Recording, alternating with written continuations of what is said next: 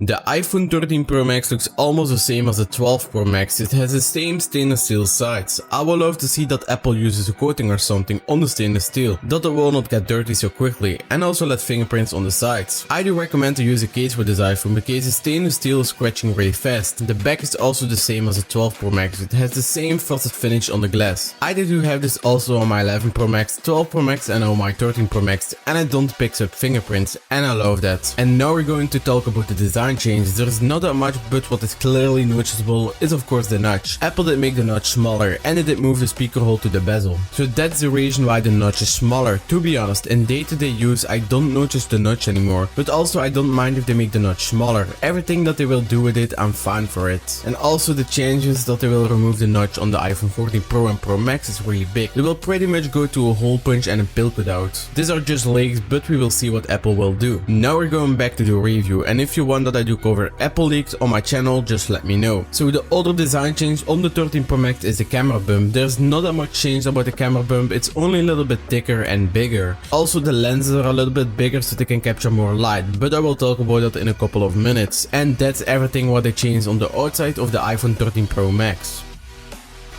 This iPhone does have the Apple A15 Bionic chip, the newest chip from Apple, and as always it's the best and fastest smartphone chip in the world. I cannot say that much about the A15 Bionic chip because it's already insanely good for a smartphone, but there are some things where I want to talk about. Now it has an all new 5-core GPU with 50% faster graphics than any other smartphone. That's crazy. It also has new CPU cores, performance cores and efficiency cores. That means the A15 Bionic can go through powerful complex tasks and also preserves battery life. It has also a super fast neural engine that performs up to 15.8 trillion operations per second. That's mind blowing. That also enables cinematic mode and smart high dynamic range 4. So the A15 Bionic is really good for iPhone gamers and also for other things like editing videos and photos and much more.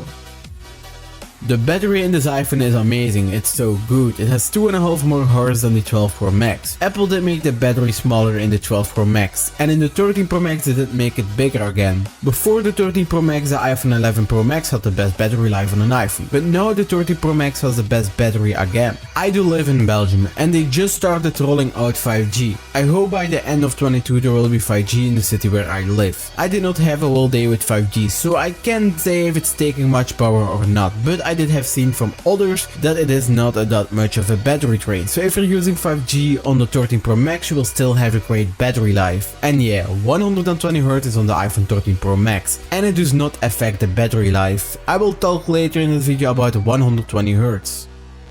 The camera did also get a big upgrade this year. As earlier I said that the lenses are a little bit thicker and bigger, so the lenses can capture more light. So that means that the camera does have a better night mode. The wide lenses capture 2.2 times more light, and the ultra wide captures 90% more light. Now the iPhone 13 series has a cinematic mode. That means you can make a video with a blurred out background, so it's technically portrait mode for video. I don't use this so much, but it works really well. The only downside is that it only shoots in 1080p and 30 frames per second. I believe that in the iPhone 14 series they will let it work in 4K and 60 frames per second. Cinematic mode does also work on objects, so if you want to film a camera with a blurred out background you can. So as you can see it works pretty good. It also works on animals. You can also choose how much you want to blur out something. You can also choose what you want that will stay in focus, and you can change the focus if you're recording, or you can also change the focus on how much a background is blurred out in the photo app from Apple. This is really sick. The iPhone 13 series has now also a macro mode. That means you can record or take a photo at a really close distance, up to 2 centimeters. This is using the ultra wide camera and it crops it. You can take really cool photos with it. So Apple did add Apple ProRes to the iPhone 13 Pro and Pro Max. Apple ProRes is a high quality loosely video compressed format. So if you're recording something in Apple ProRes on the iPhone 13 Pro or Pro Max, it will record without compressing the video. I do have a 128GB storage iPhone 13 Pro Max, so I can shoot in Apple ProRes in 1080p with 25 frames per second and 1080p with 30 frames per second.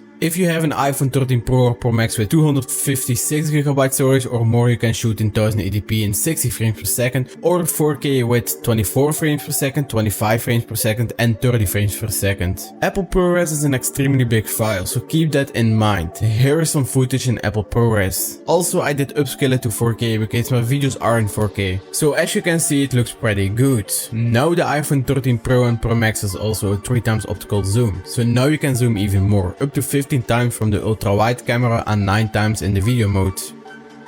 The iPhone 13 Pro Max has a 6.7 inch screen with 120Hz. Apple names it ProMotion. It's an LTPO display that can go from 10Hz to 120Hz. That means if you're doing nothing on your iPhone, the frame rate will go all the way down to 10Hz to preserve battery life. If you're scrolling, it will go all the way up to 120Hz. Also if you're gaming and if there's a lot of motion. And if you're watching a movie or a video, it will look into the frame rate that's being used for the movie or the video. This iPhone has the strongest screen glass of all smartphones. That's a ceramic shield on the screen. By the way, this was also on the 12 series, but I hope Apple will add ceramic shield on the back glass of the iPhone 14 series. That will be really sick. The iPhone 13 Pro Max has also a 25% brighter audio screen. So if you're using your iPhone outside much in a sunny weather, the screen will be brighter and easier to see. The screen does also support the high dynamic range, up to 1200 nits.